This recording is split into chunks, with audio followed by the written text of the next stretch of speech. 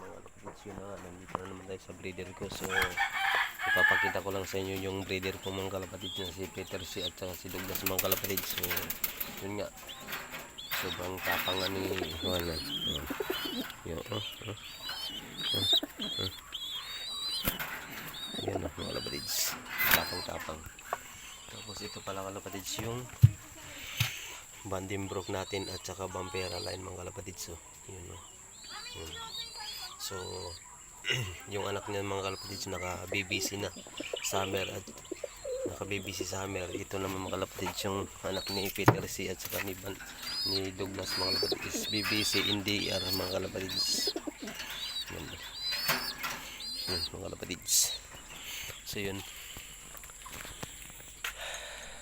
so yun, nagpaligo pala tayo ng ibon natin mga kalapatids na si Kasi.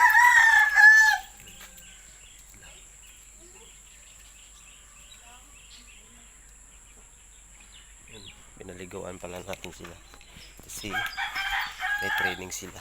So yun mga kapatids, so sana mag-vlog pa tayo sa susunod na linggo, dahil nga may kon tayo, naka-live pa tayo sa 1,000 natin mga kapatids. So BBC, F1, F3 at saka Derby. So malayo-layo pa yung lalakbay ng ibon ng mga kapatids, sana umabot siya hanggang dulo. Yun.